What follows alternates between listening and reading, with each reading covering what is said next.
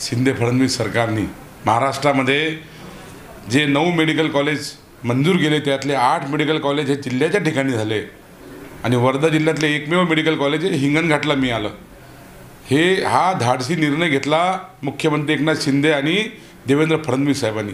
आणि माझी मागणी होती, मी विधानसभेच्या अधिवेशनामध्ये पायऱ्यावर बसलो, आंदोलन केलं, मी माझा राजीनामा देण्याची मानसिकता दाखवली, मी माझा राजीनामा दिला आणि म्हणून हे मेडिकल कॉलेज हिंगणघाटला मिळालं। मिळाल्याच्या नंतर जागेवरून या ठिकाणी विरोधी पक्षांनी राजकारण करण्याचा प्रयत्न केला। मला सांगा, ज्या जागा सरकारी आहे, ज्या जागा सरकारी बघितलेल्या आहेत त्यातून एक जागा निवडलेली आहे, जामची जागा।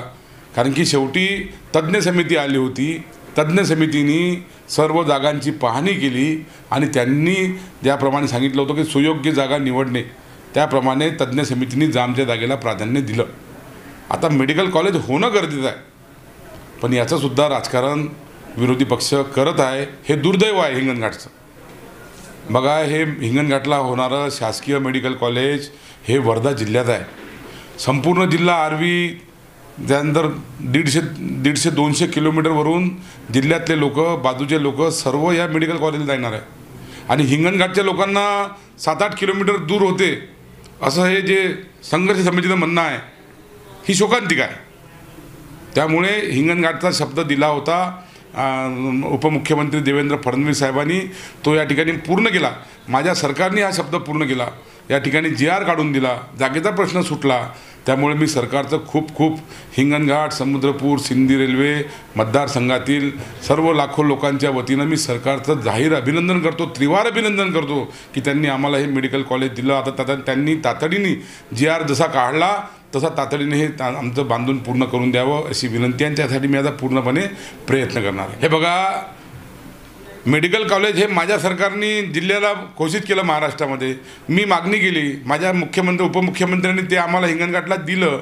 आता संघर्ष समिती काय म्हणते ते संघर्ष समितीचा प्रश्न आहे, पण प्रत्यक्षामध्ये विधानसभेमध्ये मागणी केली, विधानसभेमध्ये मागणी करून उपमुख्यमंत्र्यांनी ती मान्य केली। त्यामुळे मेडिकल कॉलेज हिंगणघाटला होणं गरजेचं आहे। या हिंगणघाटच्या विधानसभेमध्ये ते जागेवरून मुद्दाम हा वाद निर्माण केला गेला, हा वाद नव्हता। हिंगणघाटला मेडिकल कॉलेज कुठं ना कुठं आजूबाजूला होणार आहे, ज्या ठिकाणी सुयोग्य जागा तज्ज्ञ समितीला जी मान्य असेल त्याच ठिकाणी होणार आहे। पण त्यावरून विनाकारणचं राजकारण करून वेगवेगळ्या ठिकाणी राजकारण करण्यासाठी प्रयत्न केला, त्याच्याबद्दलची वेगवेगळी मानसिकता ही लोकांच्या मनामध्ये तयार करण्याचा प्रयत्न केला, हे दुर्दैव आहे। हिंगणघाटला होणे हे गरजेचं आहे। हिंगणघाट म्हणजे तालुक्याच्या ठिकाणी हा बहुमान मिळालेला आहे, हा सर्व विधानसभेचा बहुमान मिळालेला आहे। हिंगणघाट, समुद्रपूर, सिंधी रेल्वेच्या शहर, ग्रामीण सर्वांचा बहुमान आहे। हे मेडिकल कॉलेज सर्वांसाठी आहे। त्याला एकच आवाहन करेल का हिंगणघाटमध्ये सरकारी दवाखान्याच्या मागे भव्य 400 बेडचं हॉस्पिटल होत आहे, त्याला 151 कोटीची मंजुरी ही वेगळी मिळालेली आहे।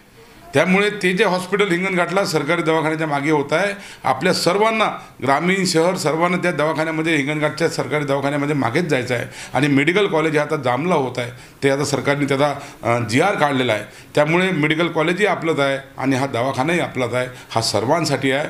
आपण सर्वांचा हिंगणघाट विधानसभा विजयी झाली असं मी म्हणेन। आता समोर विधानसभा निवडणूक असल्यामुळे याला राजकीय रंग देण्याचा प्रयत्न काही राजकीय पक्षाच्या पुढाऱ्यांनी केला हिंगणघाटमध्ये, पण तो चुकीचा आहे।